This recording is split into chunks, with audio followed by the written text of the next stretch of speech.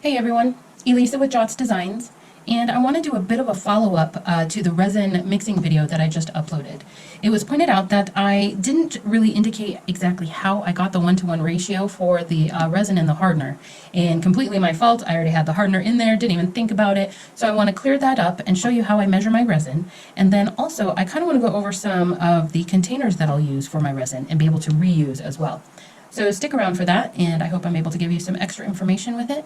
And if you haven't already, hit that subscribe button down here in the corner and give the video a thumbs up. It really helps me out, and I'll see you in a second.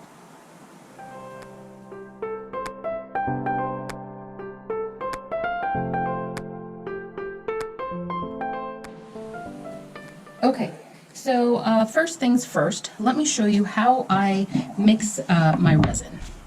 So I have these cups by TCP Global, and I'll definitely have some links below. This is a 10-ounce cup. They also have an 8-ounce cup. I've got a 16-ounce cup here, 32-ounce cups. I know they have larger than that as well. So if you're doing like a counter or floor or something, you can get a good measuring container for that. They have several different ratio options on the side here. I've actually never needed them. They do have a 1-to-1 as well, but I end up always just using the ounces here because I'll figure out how many ounces I need for a pour and then measure that way.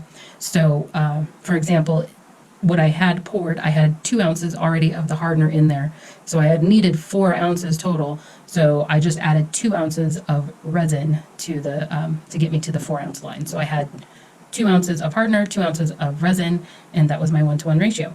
So easy to figure out there, easy to see exactly where the resin is with the lines and whatnot. Always just remember to kind of get on eye level with the line that you're going at, so that way you know that it's actually flush with the line, instead of if you're standing up or something, it might be just below the line or it might be just above the line or something. So you just want to make sure you're hitting that line and be eye level with it. So there's those. I also have some smaller ones. So this one's clean, or cleaner. This is a 4-ounce. Kind of hard to see the markings. So the markings, yeah, are really hard to see. So what I'll do is I will take a permanent marker and I'll mark where I'm going to be measuring to, just based on. So like this one, I needed 3 ounces.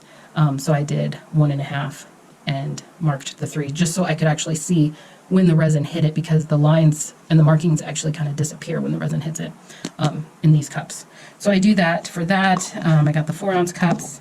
I've got a, can't see it there. This one's a 2-ounce cup. It also has milliliters, which is nice sometimes. And then the medicine cups are 1 ounce, and they also have the measurements too. So if you need just a small amount of resin, these come in really handy, or if you just need a small amount of colored resin, that's usually what I use them for. That's actually what this whole entire stack is, just for colors. But the biggest thing with these is that they all can be reused. Before I get into that, let me quickly show you, if you don't have cups that have measurements on them, you can take 2 of the same cup, and basically you'll fill one up to, say up to this line with hardener, then you'll fill this cup up to the same line with resin so that they're the same measurement. Pour the resin into the hardener, make sure you scrape your sides, get everything out as quickly as possible, and then mix it all together. If you don't have the simple lines like this, you can eyeball it, have them standing right next to each other, pour your hardener to half of what you think you're going to need, and then eyeball your resin to the same line. Again, get eye level with that line so you actually can see it properly. So if you don't have something that has measurement marks, you can still do that with easily with 2 cups. If you just have 1 cup, what I would then do is either take like a cooking measuring cup, so like a half a cup, take some water, take a half a cup of water, pour it in here, mark it, take another half a cup of water, pour it in here, and mark that. And then you have your 1-to-1 ratio.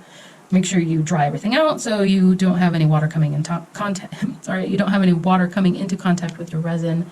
But that's an easy way to do that.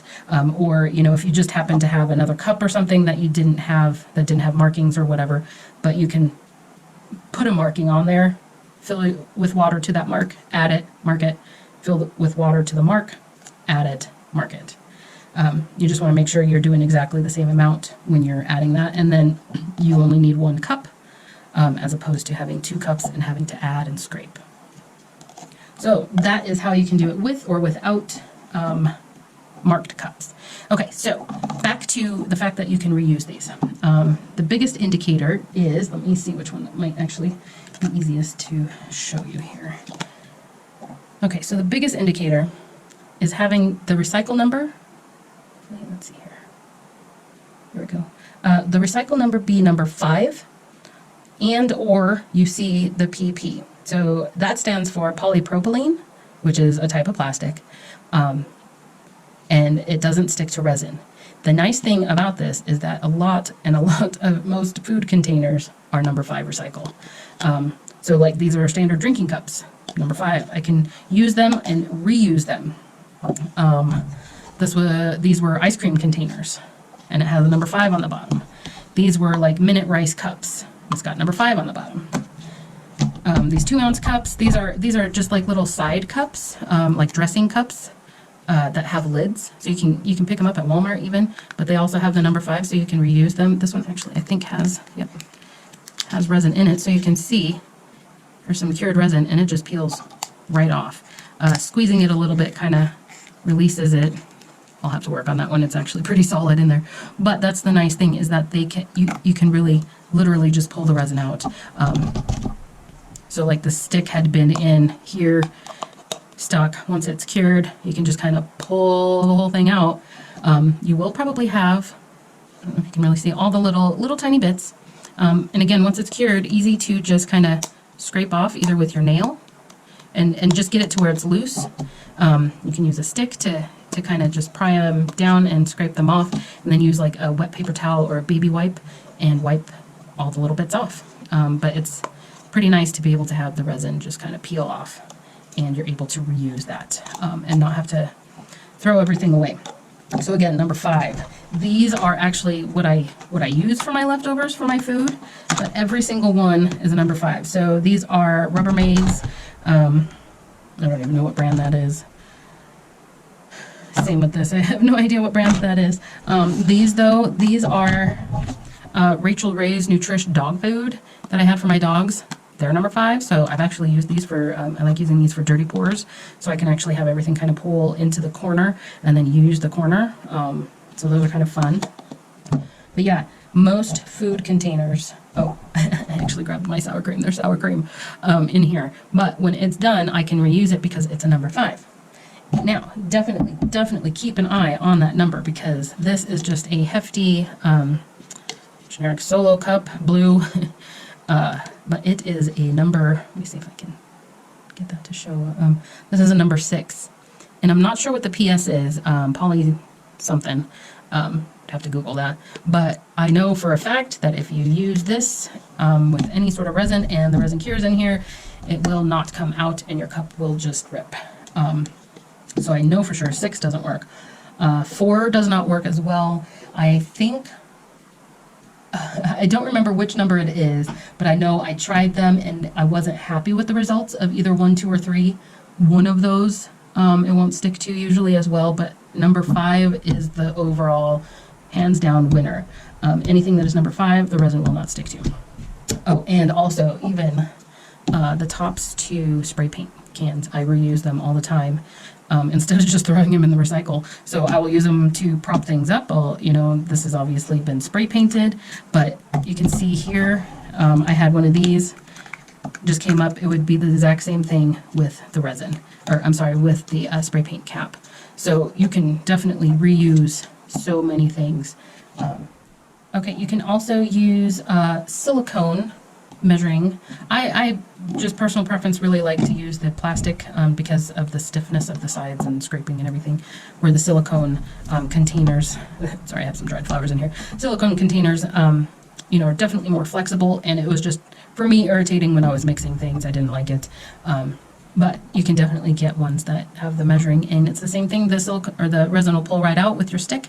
You'll have some little bits that you'll need to clean out, but you can definitely reuse them. Same with your stirring utensils, stir sticks. I definitely like using these or spatula, frosting spatula type sticks, just because the whole entire thing is silicone. You can easily just scrape it off, clean it off with a wet paper towel. You're good to go to use it again. I use these all the time with silicone. These just for little things because I just don't want resin on the wood just yet because I like to keep things clean. But if you do use wooden stirring sticks, once it's cured, you can reuse it again. So even the wood can be recycled. So I hope some of that information helped you and you're able to help save the planet a little bit because all we're doing is making plastic. Let me know if you have any questions down below. I'm happy to help. And don't forget to hit the subscribe button and give the video a thumbs up. And I will see you next week.